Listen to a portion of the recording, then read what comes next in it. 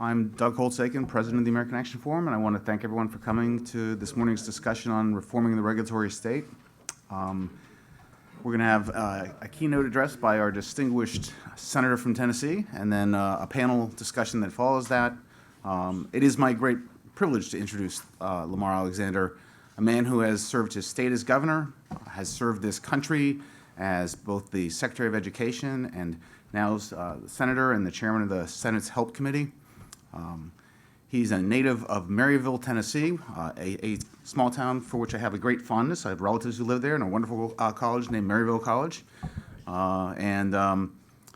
He will probably be the finest pianist to grace the podium of the American Action Forum. So we're delighted today to have Senator Lamar Alexander.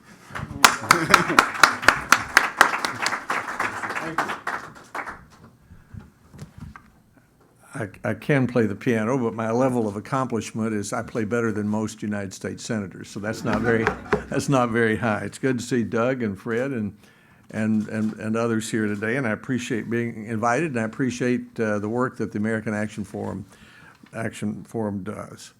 I've had a burr under my saddle for a long time about too much federal regulation. You know, all of us in politics have a hot button. That's my hot button.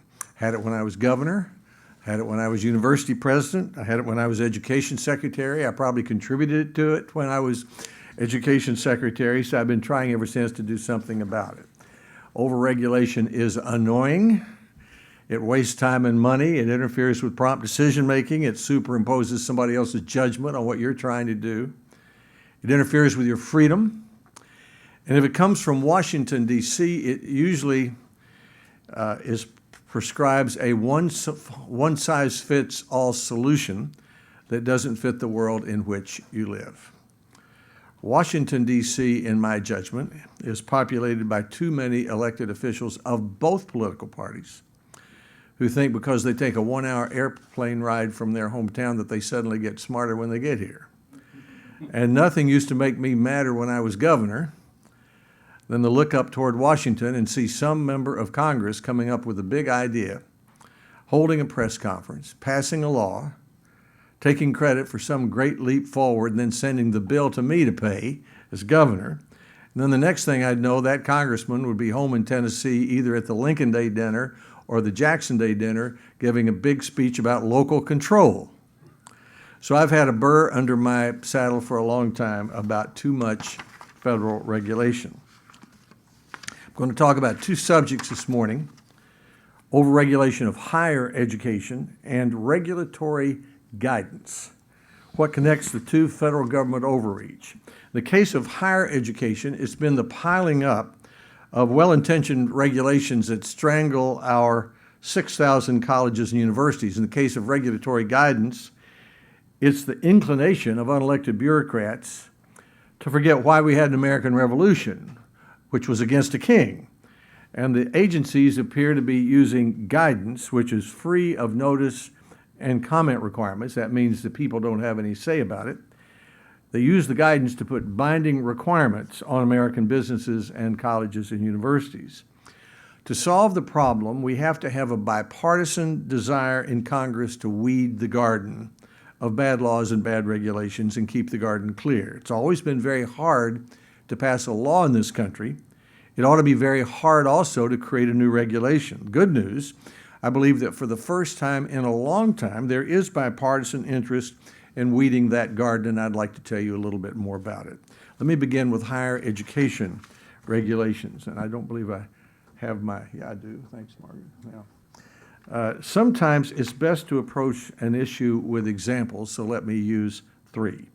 More than a year ago, Vanderbilt University in Nashville hired the Boston Consulting Group to determine how much it cost the university to comply with federal rules and regulations on higher education. The answer, $150 million in a single year, 2014.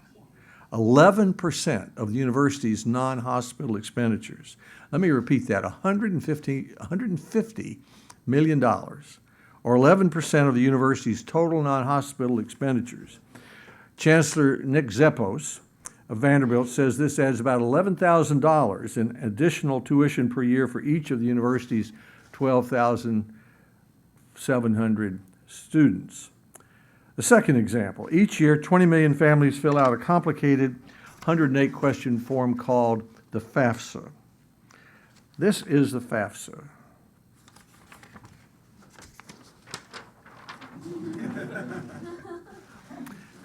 108 questions. Now, think about this. 20 million American families fill this out. If you want a federal grant, if you want a federal loan, you fill this out first, and you fill it out every year.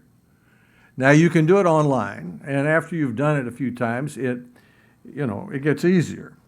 But several of our experts in this country, and they came from all different directions, testified before our Education Committee in Congress that we only really needed 2 questions. What's your family income, and what's the family size? And that would give you 95% of what you needed to know for the government to give out the $100 billion of student loans and the $33 billion of Pell Grants that it gives out every year. So Senator Michael Bennet and I and Cory Booker and Richard Burr and Johnny Isaacs and 6 of us, Democrats and Republicans, have a bill in to cut this to this. Now, we may not get that far, but it'll be closer to this than this when we get through. And the president's even said he thinks it's a good idea. In his budget, he said he could think of 30 or 40 questions that could come off this. Now, these aren't evil people putting questions on here. They're just well-intentioned people who say, well, I've got an idea. I'd like to know this. And they don't think about the fact that 20 million people have to fill this out. The problem with this is a couple of obvious things. One is time and money, waste time and money. But the other problem is it discourages people from going to college who we'd like to have go. The president of Southwest Community College in Memphis, which is probably 85–90% African American in its student bodies, said he thinks he loses 1,500 students each semester because of the complexity of the form.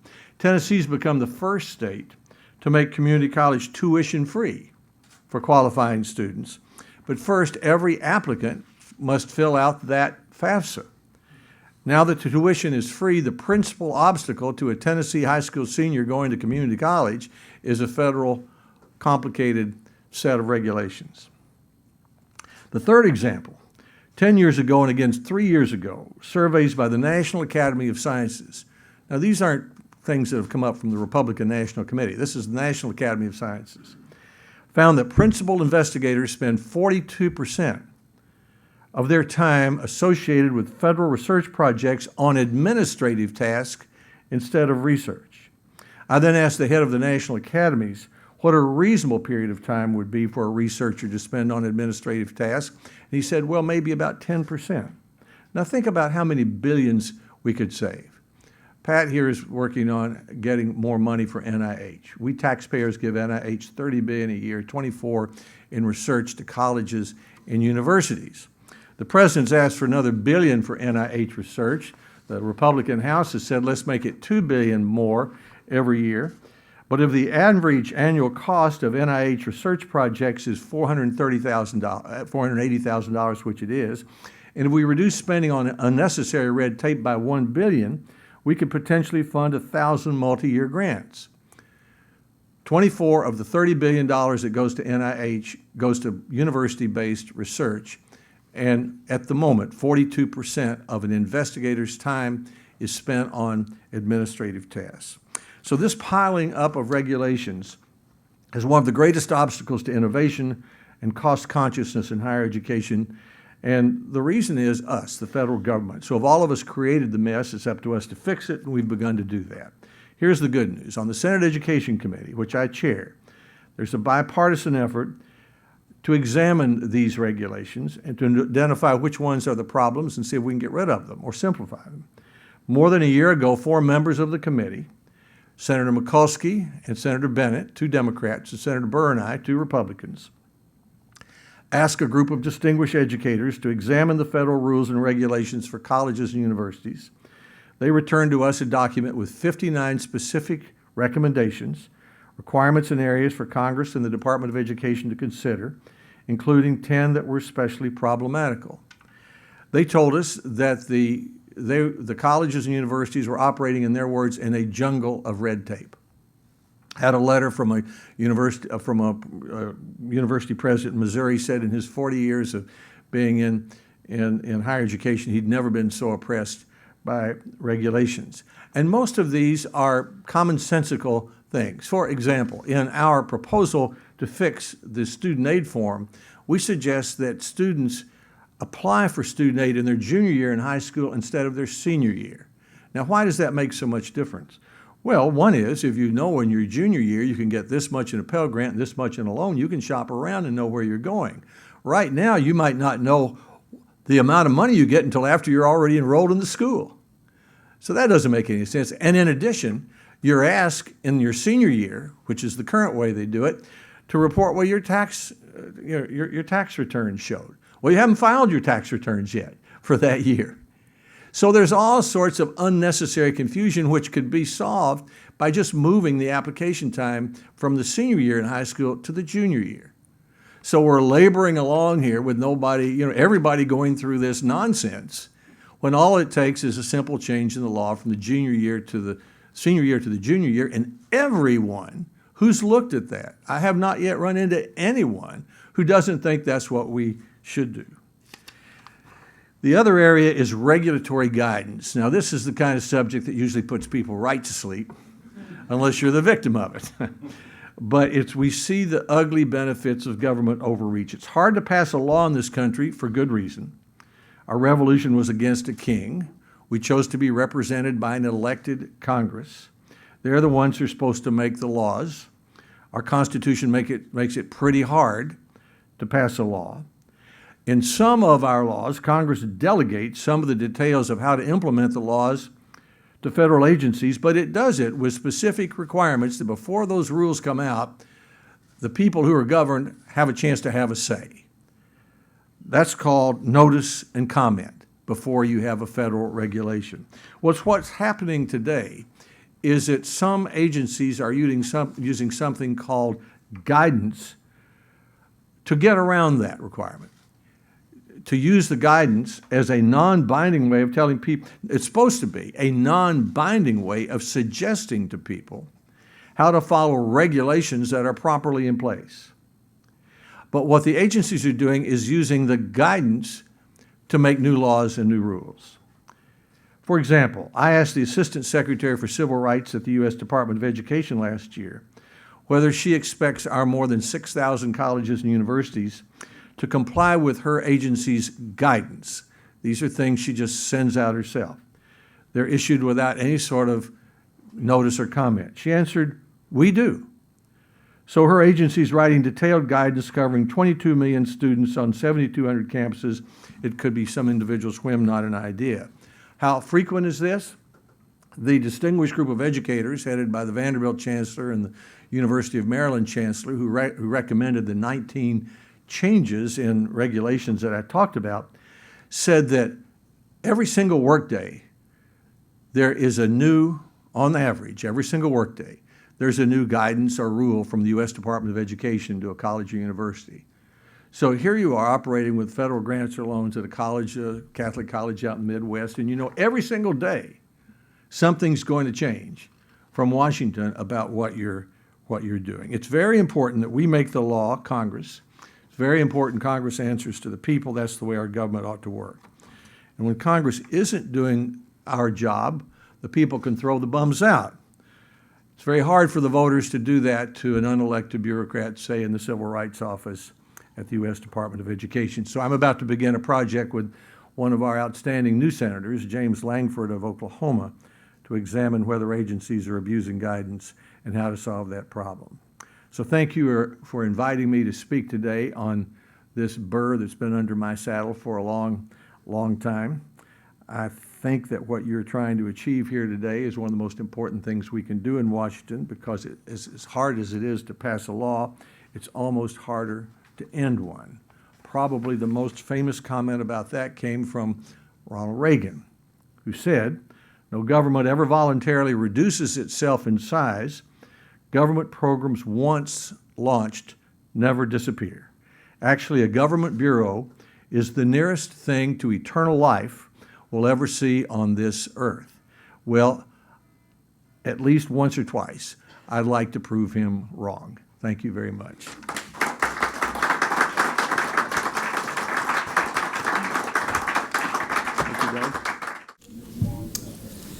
All right, well, Senator Alexander has sort of laid out the case for reform in the education front through guidance and reform of higher education. And we have a pretty diverse panel covering healthcare, energy, environment, financial services. So we're going to try to tie all those strings together into a pretty regulatory bow that's not red in the next few minutes. But before, we'll do just a brief round of introductions and some opening remarks so we can sort of get a sense where everyone is. Directly to my left is Mark Merritt. He's the president and CEO of the Pharmaceutical Care Management Association, or PCMA. Before joining PCMA, Mr. Merritt played senior roles with America's health insurance plans, AHIP, Pharma, and the presidential campaigns of Senator Dole and one Senator Alexander. We also have Jeff Holmstead, is a partner at Bracewell and Giuliani, where he focuses on energy and environmental issues. Mr. Holmstead is a former assistant administrator for air and radiation at EPA and is one of the nation's leading climate lawyers. We also have Michael Ryan, is vice president for business at the Business Roundtable. In this role, he oversees Corporate Governance Committee and other financial services related policy initiatives. He previously worked for the U.S. Chamber of Commerce as executive director and senior vice president for the Center for Capital Markets and Competitiveness. And our fearless leader for the last 5 years, who hasn't fired me today, Douglas Holtz-Eakin. Yeah, it's still early. He's a former director of the Congressional Budget Office and former chief economic advisor for the McCain campaign in '08, which he has a lot of great stories that I'm sure he'd love to tell you about. And with that, not now though, not now. Mark, if you want to start us off. Sure. Well, I mean, Lamar laid out a great foundation for this. I think the challenge with regulation is different than it was years ago.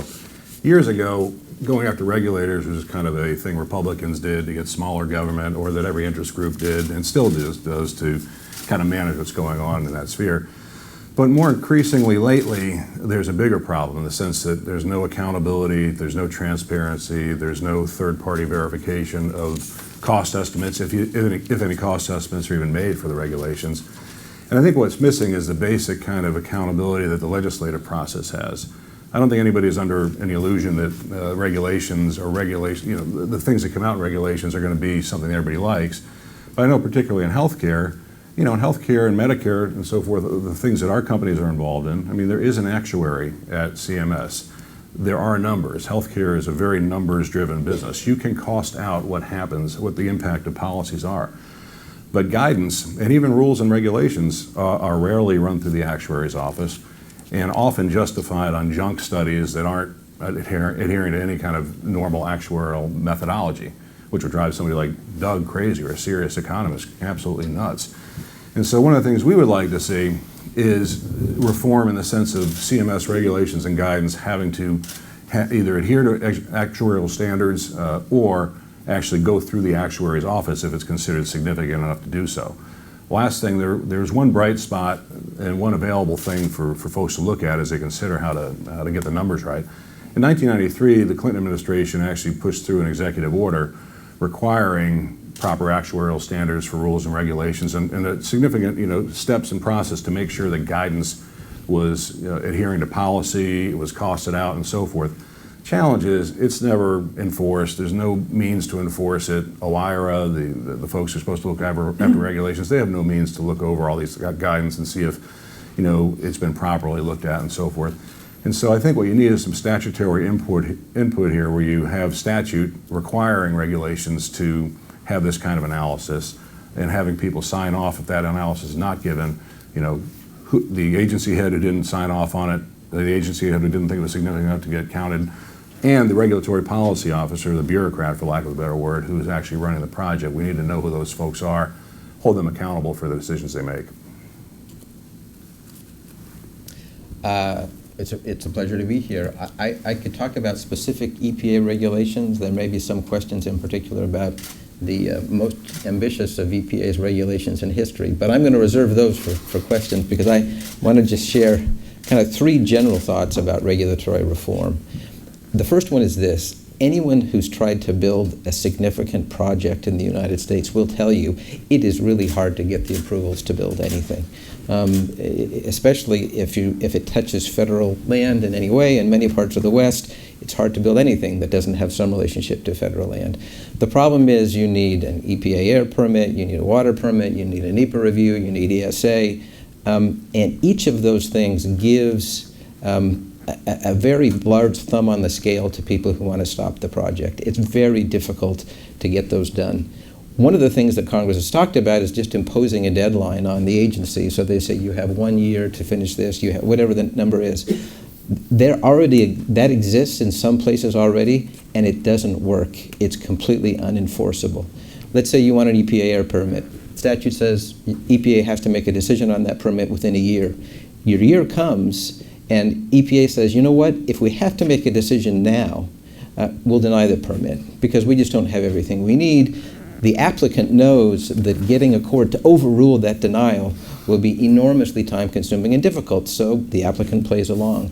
And in some cases, that goes on for years and years. So just a deadline for an agency is not enough. We need to have a way under all of these statutes to change the way the incentives are.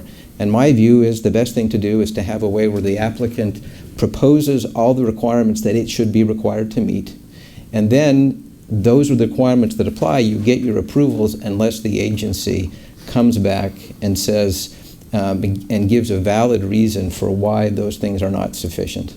So in some way or another, we need to fix the procedural hurdles that make it difficult for anyone to build anything in this country. The second thing that I would like to suggest may not be popular in some quarters because they believe regulators already have too much discretion. I think it would be wise to give regulators discretion in terms of reducing the regulatory burden. And if they can find ways to achieve the same public objection at a lower cost, I think we ought to find a way to give them that discretion because there are regulators out there who see the accumulation over years. They believe there's better ways to get those. And yet, because of the way the statutes are structured and the intertwining nature of them, it's very difficult for them to do things that are more sensible. So I actually would give regulators more discretion in reducing the regulatory burden. And then my last suggestion is a simple one that would also be very controversial. At EPA, and probably at other agencies, the agency's agenda is in large part determined by outside interest groups. And here's the way that works with the Clean Air Act. There are hundreds of deadlines in the Clean Air Act for getting out regulations.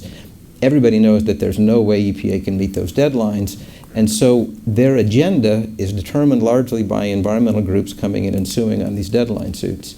And so outside groups essentially determine what the regulatory agenda will be. I think we should not have those deadlines enforceable by third parties. We ought to just have those deadlines enforceable by Congress. So those are my 3 big ideas for regulatory reform. I also want to thank you for having me. I'm obviously coming at this from the perspective of the financial services industry, but I will start by making just a some general comments about business and regulation.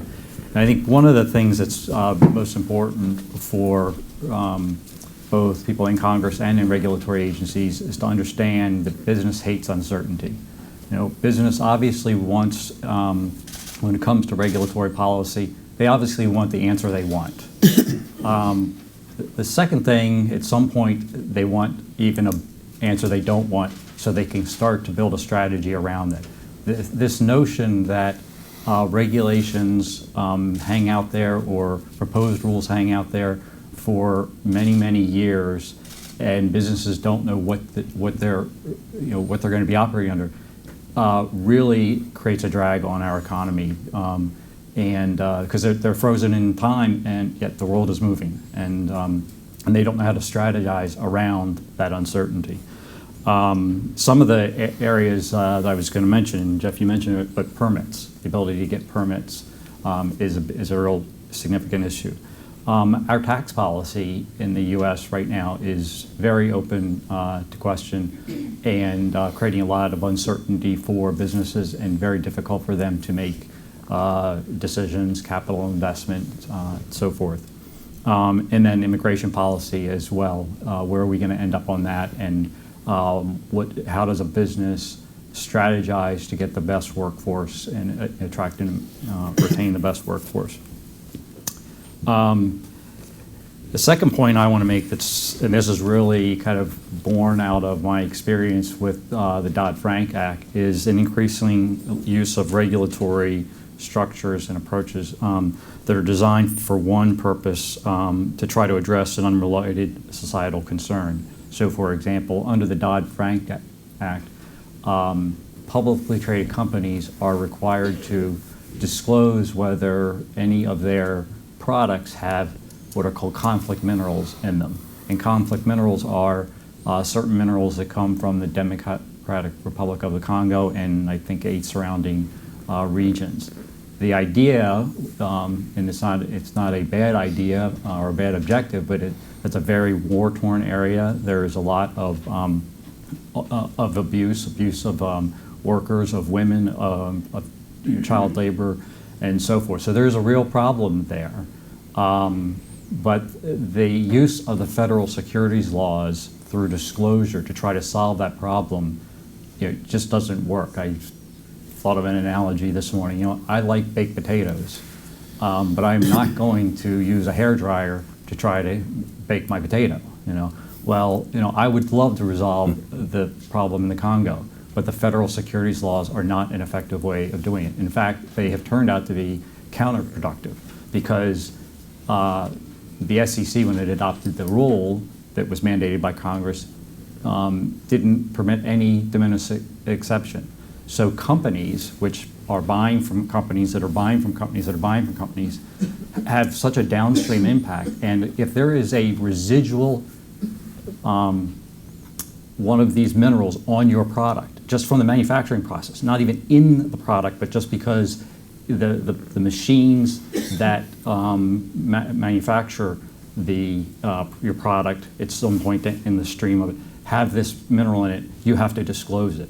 Companies don't know. So what do? They have basically cut off the Congo. They have told their suppliers downstream, no Congo.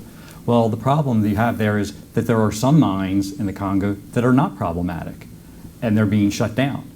And those people become unemployed, and the bad people in the area have now more labor, cheaper labor, and they attract them because these people are desperate for jobs. So we've actually exacerbated the problem by using the wrong tool, very laudable objective. Then this is another Dodd-Frank problem, but the inability to correct mistakes. When Dodd-Frank was passed, it was really passed almost overnight. If you look at the securities laws, the 33 and 34 Act, they were put in place after the 1929 market crash. And Congress went through a very deliberative, thoughtful study of the problem and adopted very thoughtful laws that have really stood the test of time in many ways. Not that there aren't problems with them and there aren't valid criticisms. Dodd-Frank, just is just kind of all over the place, including, for example, conflict minerals. What did conflict minerals have to do with the financial crisis? Nothing. And when it was passed, everyone made the comment, as they always do, that we can come back and fix these problems. There are two provisions within or two business issues that are impacted by Dodd-Frank that we've been spending 5 years trying to fix. And the irony of it is, if these are fixed, they will reduce risk in the system. These were corrections that were made at the last minute in Dodd-Frank that were not made properly. And these would reduce risk in the system, which is precisely what Dodd-Frank was supposed to do. But it's been just an unbelievable battle to get these fixes.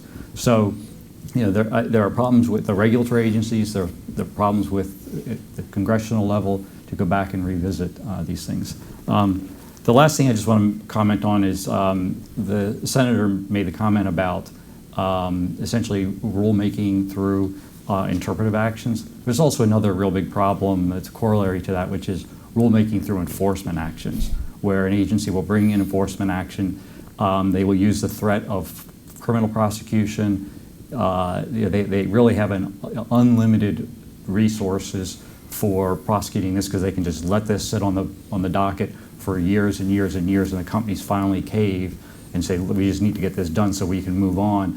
And in those settlements are all kinds of statements or undertakings that the company agrees to, and those then become the standard that all companies in that industry have to are expected to apply or abide by, even though, once again, there's been no notice and comment process.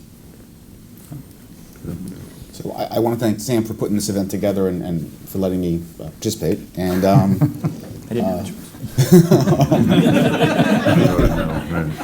know when I was going through graduate school to get my PhD in economics, the advice I got from my advisors was if you're interested in public policy fields, you should study monetary theory and business cycles, because obviously we can improve the welfare of Americans by avoiding catastrophic downturns in the economy, or go into tax policy, because obviously it's tax policy that really distorts market decisions and drives people to do things that they would otherwise not choose to do, and thus diminish the efficiency of markets and the capacity of Americans to live as well as they want.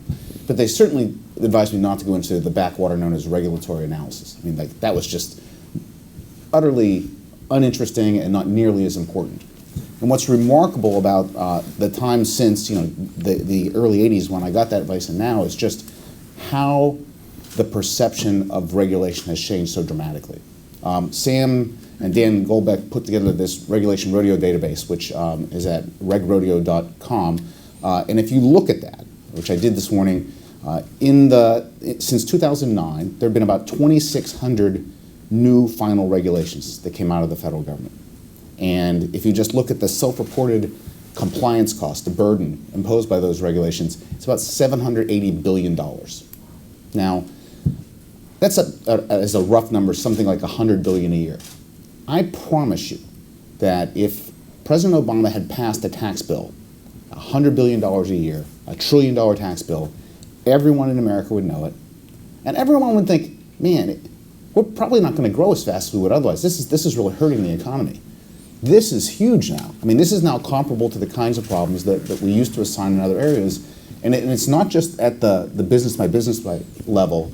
It is at the level of harming overall economic performance. It's just staggering.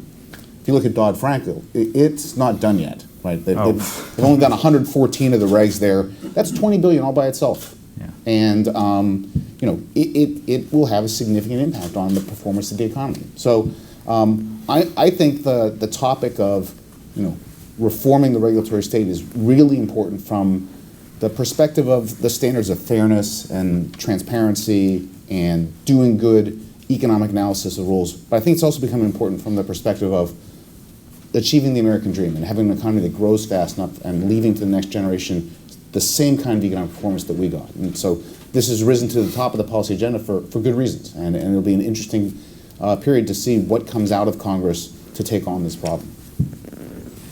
Jeff, you brought up, and I want to sort of throw this out to the panel as well, the judicial component, that sometimes it can be really easy to sue and make more regulation that way, even sort of outside of Congress directly passing a law or a regulation.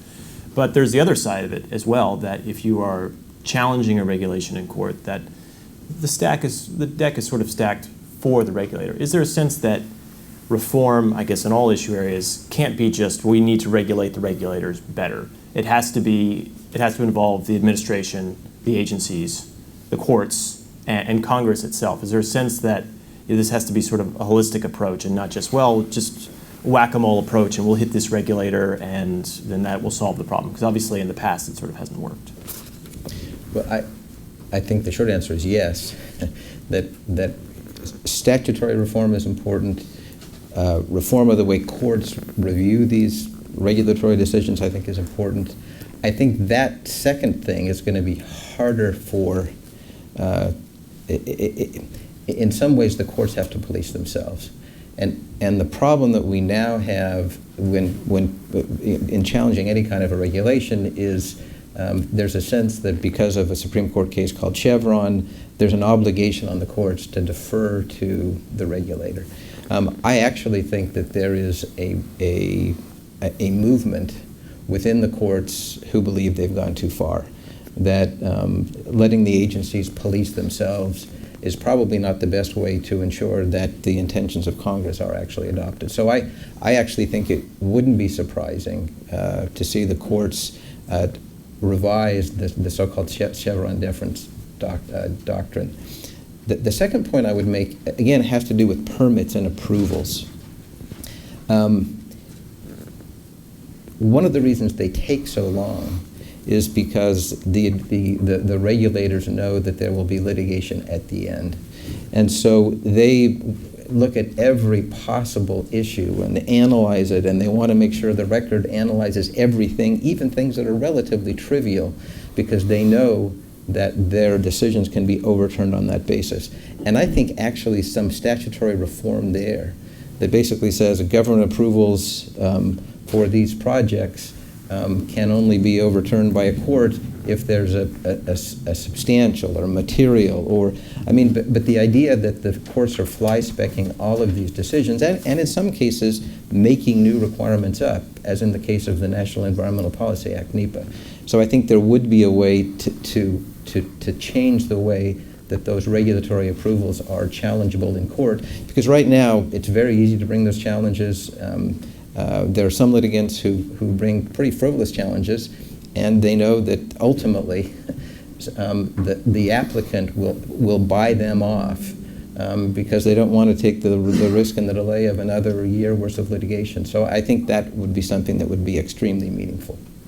Well, the other challenge too is, particularly in guidance, as Lamar pointed out, is if there aren't any rules for an FAQ or for a call letter or whatever, then there are no rules to break. And so there's no accountability among the regulators themselves. And you know, I think one of the challenges, you look at Dodd-Frank, look at all the accountability that puts on a CEO of a 50,000 person company if somebody mid-level gets the numbers wrong. Well, that should apply to cabinet secretaries or agency heads too if they want to go that route. And so in terms of accountability and so forth, it's a real issue because a very minor level regulator can cause a $10 billion problem and nobody will know who did it or why. Nobody will know what process they used. Nobody will know what methodology was used to justify the cost benefit that they came up with, which is usually or often spurious.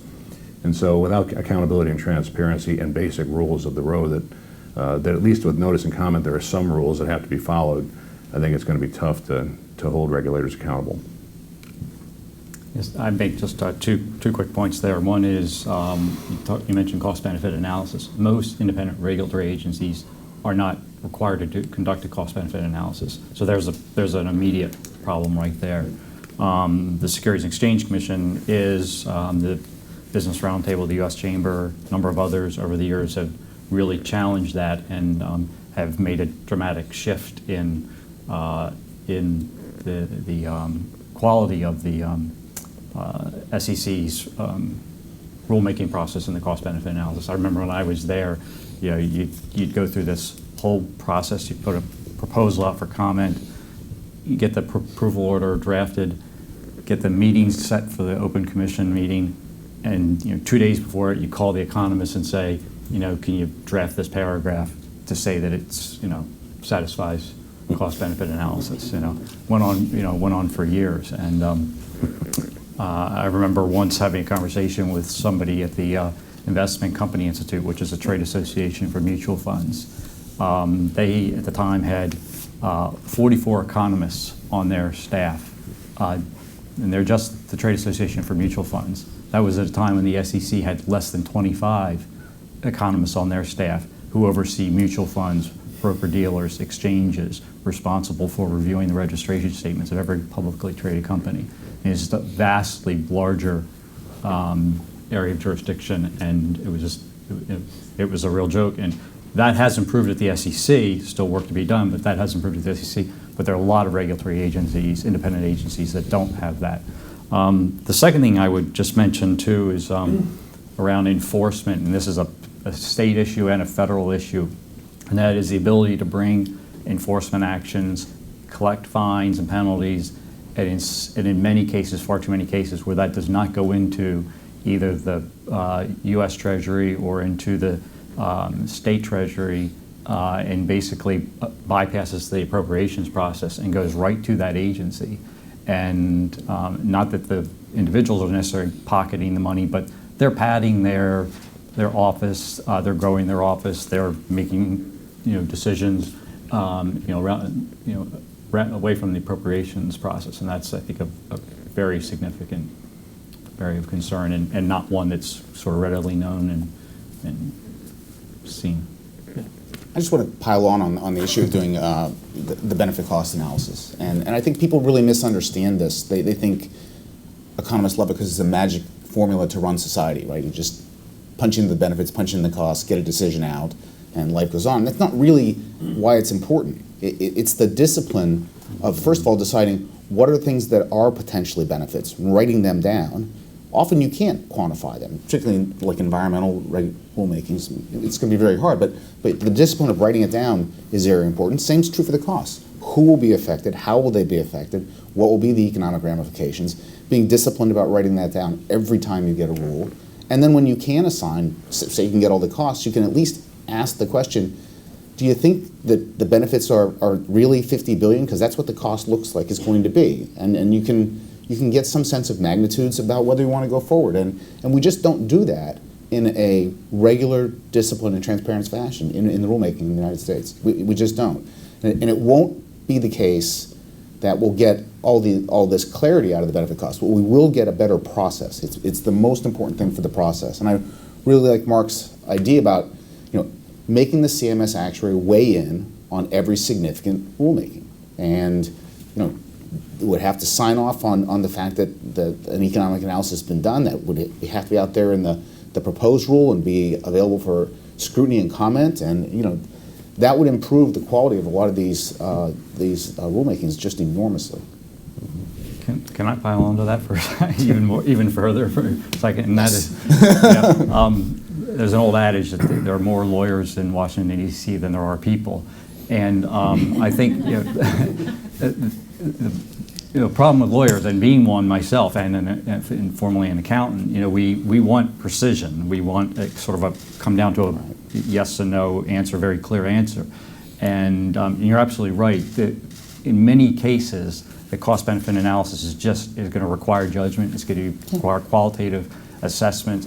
It's not going to give you what people like me generally want to see. Right. But you're right, the discipline of going through that thought process, because you're making that judgment anyway. Mm-hmm. You're just making it on the fly, and that's a real problem. Can I just weigh in quickly? I will say EPA actually takes benefit cost analysis seriously, and for big rules they but it's not a panacea, and I don't want to get into too many of the details, but I do a lot of air work. Mm-hmm. And under the Clean Air Act, there are literally hundreds and hundreds of pollutants that are regulated under different programs. There's one pollutant that we call PM2.5, which stands for particulate matter with a diameter of less than 2.5 microns, but it's basically fine particles. And EPA has come to use fine particle benefits to justify everything that it wants to do. So for example, there's a new ozone standard, and ozone is a completely different pollutant, and the cost of reducing ozone is actually very large. EPA acknowledges that. And they also acknowledge that the benefits of reducing ozone are less than the costs of reducing ozone. But then they say, when you reduce ozone, you also reduce PM2.5, and so the PM2.5 benefits justify lowering the ozone standard on a cost-benefit basis. And in fact, every single thing that EPA, the Air Office, has done over the past 6 years, with the exception of two, but other than two regulations that had to do with greenhouse gases from cars and trucks, everything has been justified based on PM2.5 benefits. And there's lots of questions about that, and I won't get into all the details, but sometimes cost-benefit analysis can be used to justify something that the agency wants to do anyway, as opposed to a real tool that can be used to help make good regulatory decisions. So I agree with all that. My point is, you know that it's PM 2.5 that's driving the decision. Right. And the EPA actually, because it does this and displays it, you can find out what's driving it and now, to figure out how to deal with it. Other agencies, you wouldn't have a clue. You would just hit the rule and you'd be like, oh. So that's actually, I think, one of the virtues of forcing people to go through it. You touched on sort of how cost benefit generally always works so that there are more benefits than costs. And I get the sense that that sometimes these documents are more sort of advertising platforms for the agencies and the rule. And the numbers sort of always work out. And of course, independent regulators hate cost-benefit analysis. They call it sort of paralysis by the analysis, as if mathematics were some form of torture, which, if you're in grade school perhaps, but not if you're an economist. But, I'm just curious if, how do we sort of challenge, and the Business Roundtable, I think you mentioned challenge, didn't you? I think you won in 2010 challenging the proxy access rule. Mm-hmm. So how do we sort of challenge whether or not a legitimate document or even an advertising document sort of say, well, let's look at these benefit numbers, let's look at these cost numbers, because a lot of times it gets reported in the press, okay, well, the benefits are 10 to 1, and that's sort of put to rest, and all the other outside estimates and all the other figures, well, you're just sort of third party or your industry and you don't count. Well, I don't like this whole bias that says, hey, we've got to get regulations out fast and get a lot of them out fast, whether they're right or not. And there seems to be this sense that should be happening. Well, maybe a regulation shouldn't come out this year if they don't know how much it costs. Maybe one shouldn't come out at all. I do think among regulators there's a publish or perish mentality the way you have in many faculties, where these folks feel like, hey, if I don't put this thing out, I'm not adding value. I need to put this regulation out now. I think as you look at it, it really benefits both sides, whether you're the one who supports the statute that's being regulated or not. I mean, look at President Obama and ACA, for instance. He was a big victim of tons of misinformation on the economics of healthcare, saying it's going to save money, because of all this mythology in the healthcare circles. Most of it's just frankly BS. And it wasn't until it got scored, it's like, hey, it's going to cost $1 trillion. The train was already down the tracks, couldn't do anything about it. I mean, he's the biggest victim of not having that stuff looked at. And then on the regulatory side, who was the biggest victim of a lot of the CMS follow-ups over the last couple of years? It's been the president himself of implementing his own problem, where he is probably more mad at CMS than anybody else. So I think everybody wins if there's just basic due diligence in business. I mean, I can't do something without justifying it, and nobody says, well, just go ahead and do it anyway, even if you don't know if it's going to work or not. It doesn't work in the real world like that. Is there one under the radar, or maybe very much on the radar, 747 coming our way, regulatory issue that should be talked about more, that sort of isn't getting sort of the needed attention within your issue areas? I mean, where do we start? I mean, I'm trying to think how much I want to bore everybody or take up time on this. Or it could be something popular with Obamacare, but I was just... Well, I mean, there are just so many things. I mean, for instance, if you look at Medicare Part D, there are all kinds of ways, even though the program is saving a ton of money, and our companies, the pharmacy benefit managers, run those programs. There are lots of ways you could save money just by cleaning up regulations, allowing more competition, and so forth. I think the challenge we have is more the fear of the unknown. We just don't know what's going to come out next, and which regulator has an axe to grind against which industry, and now they finally have their chance to do it, whatever it is. I think the biggest challenge we have is just the uncertainty coming down the road. We don't know what the next big one is, but we'll find out on a Friday before a holiday at 5 o'clock. Doug, can I ask a question? Sure. First, thanks for being here. Very, very illuminating panel. With all the illustrations you have made and Senator Alexander made, it's rather frightening, but yet these people who are in government service are not there to do evil. They think they're doing the right thing when they impose these regulations. But the question is, since it gets bigger every year, what are we going to do about it? How can we solve this? And here's my real question. If we had a new president of the United States who was absolutely committed to the reduction of regulations, and he brought together a panel like you and say, you have the authority to come to me with a list of regulations to be cut. Your mission is to cut 25% of federal regulations across the board. And I am going to make that happen. Can he, and you came up with these, can the president do that? Or does he have to go through a very complicated legislative process on many of these? Well, So- I'll take it. Oh, You just reauthored the Scrub Act, which proposes to do essentially that, create a commission that identifies the regulations. But can the says- president do that? Let's assume he had that. Does the president have the authority to reduce regulations to that extent? If he had a really committed president who really wanted to do that, can he do it? Every president has issued an executive order that says, go back, look at the existing regs and get rid of the ones that are no He hasn't done good. it. Right, but the authority's there, it's just never worked. So the question is, how do you increase the teeth on that kind of an effort? And the Congress is considering legislation that would essentially create a commission that has the authority to propose these reductions. So here's the list of regs that need to go away, and agencies couldn't do new regulation until they got rid of the ones in their area. let me answer. In the environmental world, the president has very little authority to undo regulations. I mean, they're there by statute, they're required by statute, so to fix that part of the problem, to do anything like that, you would need new legislative authority. Now, appointees can make a big difference. I mean, there are things that can be done, but most appointees come to an agency with an idea that they want to accomplish something. And almost always what they want to accomplish is something new, something sexy. Going back and figuring out how to reform existing regulations is rarely at the top of the agenda for new presidential appointees of either party. But I do think there's some statutory fixes that could be made, but even a very committed president would not be able to come in and say, eliminate 25% of the regulations. Although if he could, you know what would happen, having been in a regulatory agency, you would find all the little tiny regulations that don't really matter very much, and you would add those up to 25% and say, see, we've done this, as opposed to reducing 25% of the cost of the total regulatory We're burden. kind of Which, screwed. It's just going to. Well, I think Doug makes a good point, though. Just the discipline, you could have a statute which requires cost-benefit analysis. It's done according to, standard economic principles. So you could at least cost out and identify all these things.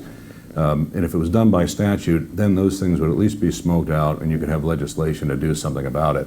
I think the challenge is every new political appointee goes in and says, let's change this, and he has 30 bureaucrats saying, well, here's why we're doing it, and they just get smoked out of the room.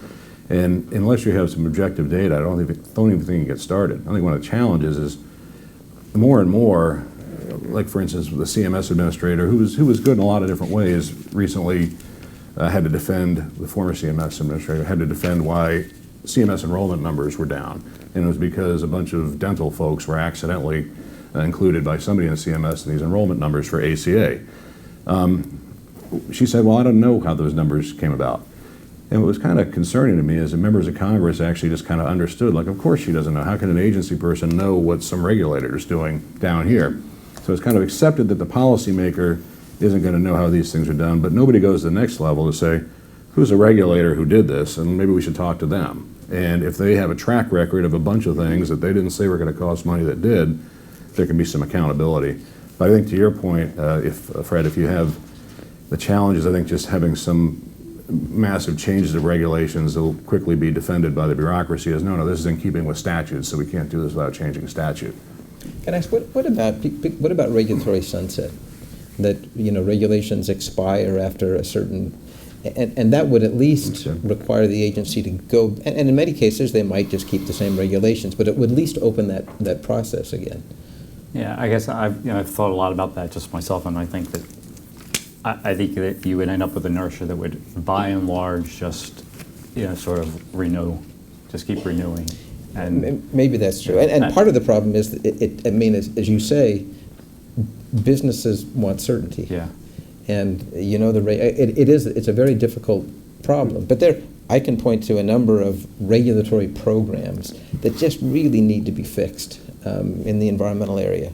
And yet, actually doing that is very difficult because for a whole variety of reasons. I mean, just an example, in some respects, the financial services community would love to see Dodd-Frank repealed.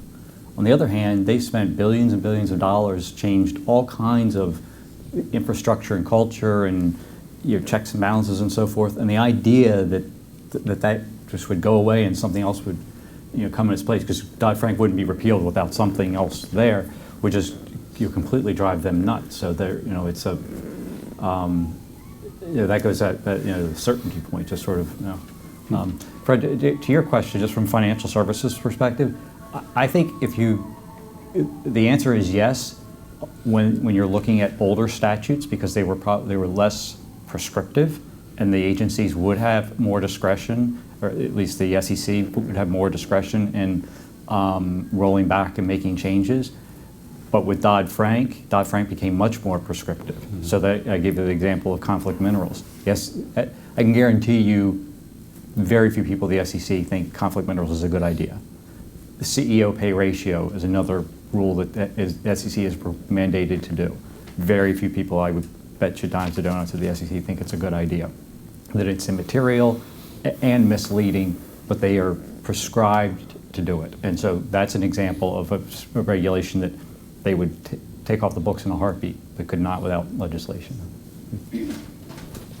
But to some extent, you mentioned sunset, but there are a lot of just built into the statutes. There's not only sunset, but if you're going to get the sunrise as well, too. I know with environmental statutes, the NAC standard, every 5 years, I believe, you have to, so every 5 years you're getting essentially a new regulation, even though I know that's an issue you brought up with ozone, is that we still haven't complied with the last ozone standards, the 2008 standards generally. And then we have another proposed rule on ozone coming up as well. Right. Yeah, and this is kind of my conclusion on regulatory reform. In some ways, you have to just do the hard work of changing the underlying statute, and that's exceedingly difficult. My hope is that there's an opportunity with a president who cares enough about some of these environmental statutes to use his political influence to try to just get some of these changes that would substantially reduce the cost. And I can say with great certainty that we could get the same level of benefit that we get today for the environment at a much lower cost if we could just fix some of the way the regulations work. But I don't see some easy regulatory reform that would allow you to do that. You have to kind of go back in and you have to fix the statutes, and that's really hard. I mean, just to go back to your 5-year sunset, the CFTC is under a constant 5-year sunset. The CFTC was established, I believe, in 1975 for 5 years. It has to get reauthorized every 5 years. It's now 3 years past authorization, so we have an agency that's grown dramatically over the last 3 years that's not even authorized. Now, the way it gets authorized is implicitly by being appropriated money, and that's sort of the argument, is that it's implicitly been reauthorized. But as a technical matter, the Commodities Exchange Act has expired and has not been reauthorized.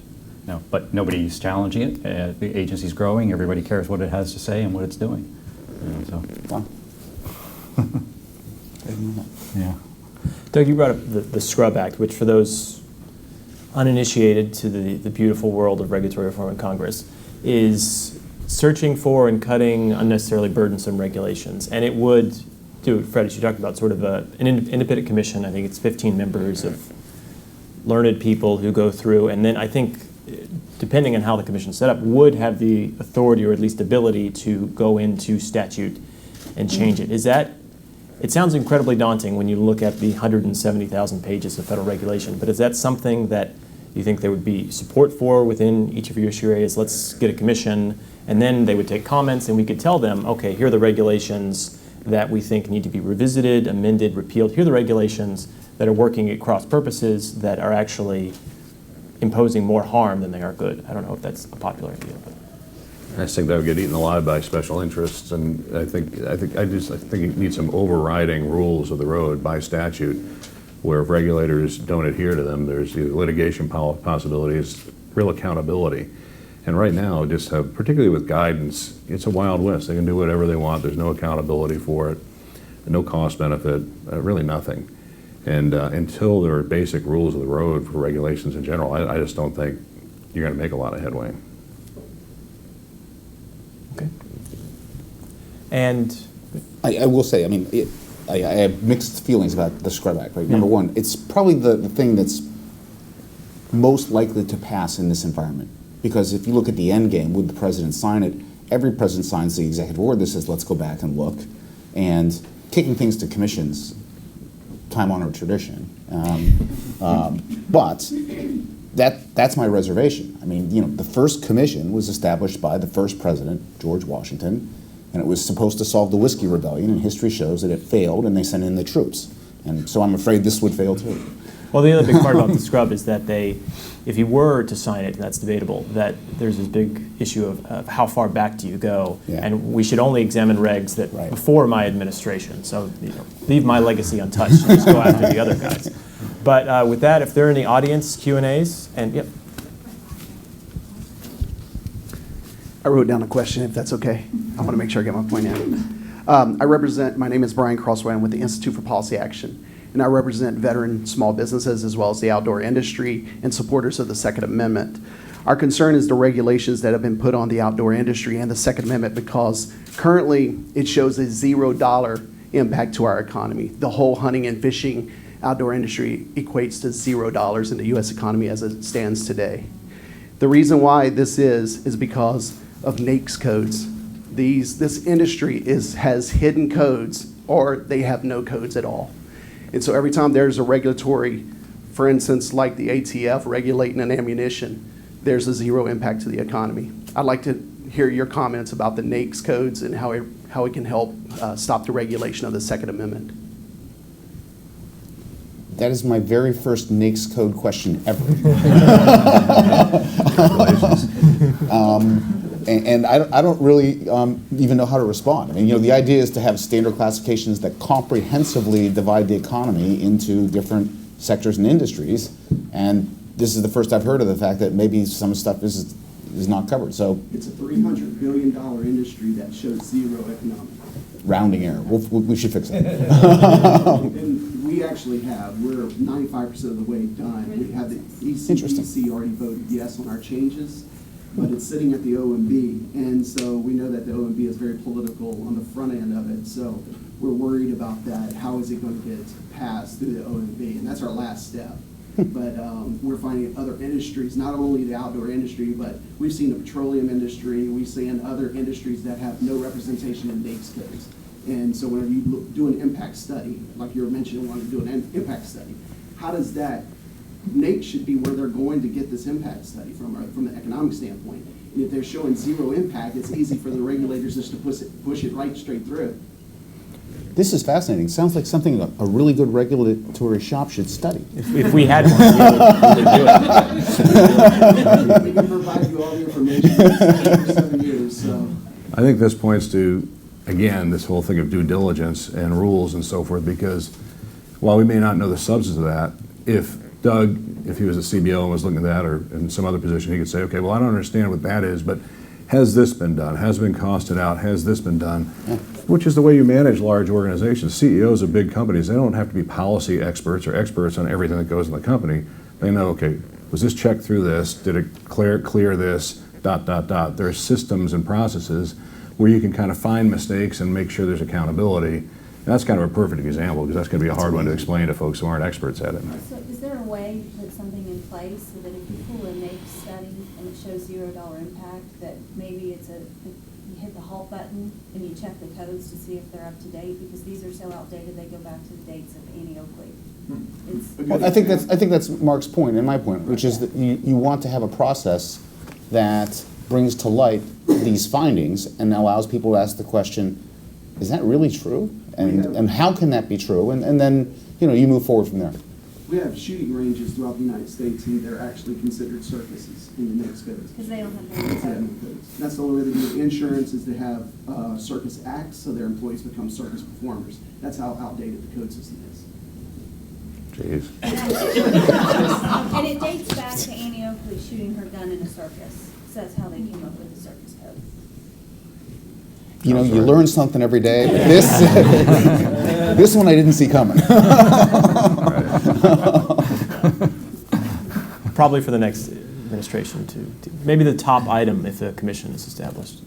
the anteater. Most presidential platforms have a circus playing, so They will now. Yeah. Presidential campaigns are circus planks. no comment. Any other, yes? So I currently work at the Small Business Administration in an office that does propose a lot of rules, informally and formally. I've been there about 2 years, in which I've either overseen or had a hand in overseeing 3 or 4 proposed rules that have gone through notice and comment, after which we'll get back all the comments and either send them down to the lawyers or give them to some bureaucrats, lifelong bureaucrats that have never been in the industry, that just write a manifesto of, sorry, we're not going to respond to your comments, thanks, try again next time. So, ideally everything goes to notice and comment instead of these informal rulemakings, but if it does, what's to stop these regulators from just kind of dismissing everything that they get? Well, if there's formal notice and comment, there's accountability. We had this with the Part D draft rule last year, where it was a massive rule, 700 pages, and it was dismissed at the beginning of the draft rule, just saying, oh, by the way, this is going to have no impact on costs, it might save money, with no verification, whatever. So they tried to slip through kind of what you're talking about, but at least because there was a process, it was a transparent process, and the political forces could be alerted to what was going on, could fight back, and put in credible information and challenge it in kind of a public way. So there are ways, there are advantages that notice and comment does. It doesn't prevent bad things from happening, but it does open up the opportunity for accountability and political pushback. Of course, with guidance, you don't have any of that. So. If I could just say, again, in the environmental world, not responding to a meaningful regulation is a reason for it to be overturned, and there are examples of when that happens. So I'm surprised that to hear you say, well, we just don't think your comment is worth responding to, because that's not the way it works with environmental regulations. Now, you may not like the response that you get, or the reason, or the way the agency, what the response is, but in my experience, at least EPA does respond to comments, and they take that pretty seriously. And then you just need, I think, political appointees who are willing to say, okay, let's look at what the big issues are. Did we really address some of those issues? And there doesn't seem to be an easy fix, but making agencies respond in a substantive way to real comments should be part of the Administrative Procedures Act. And I know it does work that way, at least with environmental law. The thing that jumps out to me is you sort of follow the money, and you're saying you're working with the Small Business Administration, so the businesses that are impacted by those decisions not to take comments seriously likely don't have the resources to challenge that in court. So, agents or companies that are impacted by the EPA, companies that are impacted by the SEC, do have those resources and do bring cases. And so, for example, as I mentioned earlier, at the SEC, they've over the last decade or so lost some significant cases and have really changed their culture. But it really required outside forces coming in and really holding the agency accountable under the APA, ensuring that they were responding to legitimate comments, that they were doing a cost-benefit analysis. And I just wonder if the businesses that your agency is sort of impacting just don't have the resources to challenge it, because it's. I just want to emphasize one word that he used, which is culture. People often think of these agencies as just machines, and we're going to have a set of instructions to run the machine, but they actually have cultures, and they're crucial. And when I ran the CBO, we had to deliver research products, and we needed to actually change the culture for the way those were reviewed to make sure they were done fairly, and we spent a lot of time thinking about it, and that culture lives on. And so, when you do these things, you don't just sort of change the paper handling and things. You change the way agencies view their mission. You change the way senior members instruct new people when they show up. There's a dynamic there that's really important and can't be underestimated. Any other questions? Yeah. Building off of that Oh, the mic for Robin. you. now normally I don't get this because I'm loud enough, but Robin Bone with the Mercatus Center, that culture point, but there's a theme that's coming through. There's a lot of process and energy, and we need to get the rule out. But to what degree do you really find that there's a focus on outcome result that the agency is driving for? And to what degree do they actually try to go back and check whether they've achieved that? We see a lot of claims on benefits exceeding costs, but most of those are based on estimates that were done in the rulemaking process. They're not actually, they don't go back and check. So do we have kind of a missing focal point that's contributing to some of the problems that you have? Yeah. I think listen, in healthcare, it's a constantly innovating sector, not just what we do, but just all across the board.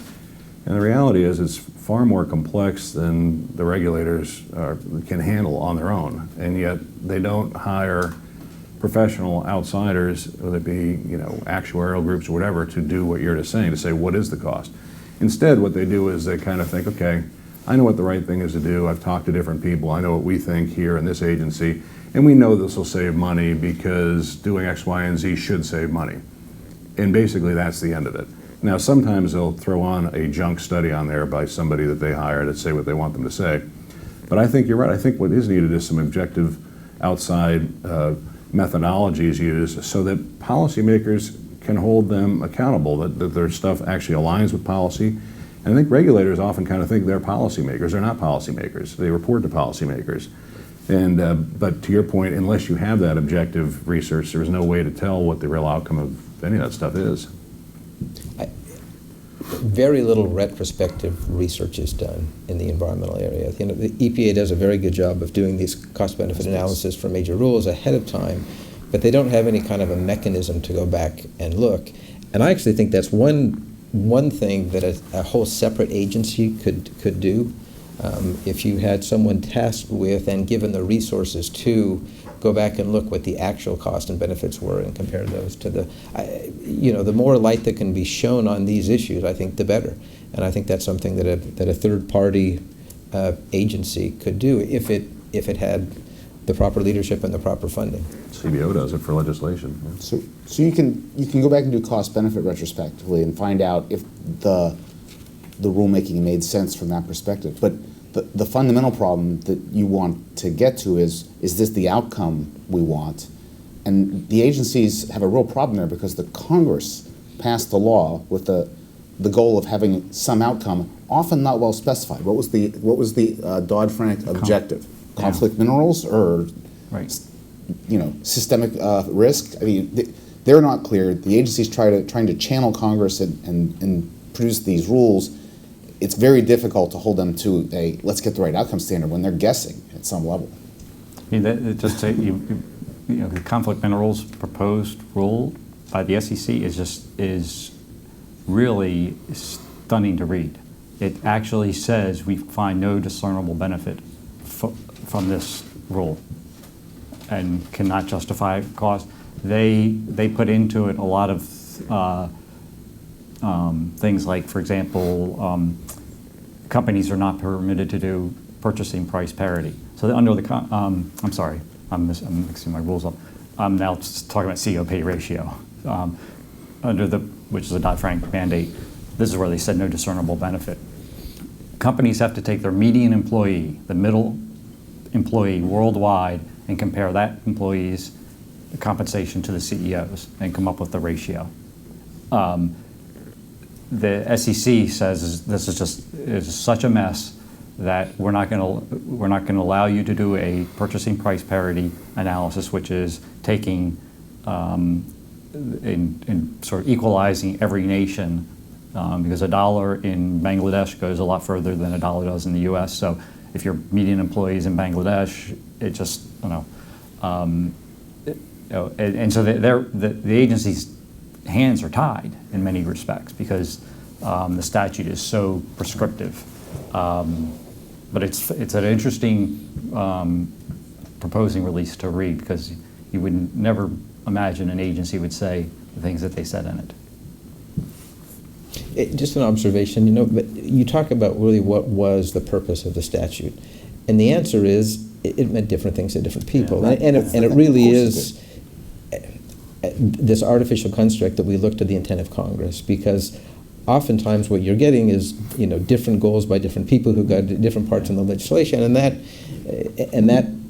does make a difference for regulators too. Yeah, I mean, there's somebody who would have said, yeah, Dodd-Frank, that's mostly what I care about is the conflict minerals, and so I got my piece in there, and the rest of it, who cares about? Well, that's what, just sort of comparing what I was talking about, the 33 and 34 acts were done after a lot of congressional hearings. There's a massive amount of legislative history there, in the rule, the statute that was adopted was very specific to the situation. You didn't have all this ancillary stuff hanging off of it, and so it's a lot easier to do that type of analysis under some of these older statutes. But Dodd-Frank, for example, is just, and the irony of it is, if you look at Dodd-Frank, one of the big problems certainly was the housing crisis, and one thing that wasn't fixed at all was the Fannie Mae and Freddie Mac problem. They are still hanging out there in limbo as now essentially government agencies, and they were sort of central to that problem. And as much as Dodd-Frank did, it didn't touch that. Well, I would love to keep everyone here talking about regulatory reform all day, but I'll have to go back in my office and do that on my own time. Thank you so much for your time, and for the audience as well, and everyone who followed us on the YouTube. Thank you. That was great. Thank you so much. Nice job. Thank you. Thank you. That Good was to meet you. interesting.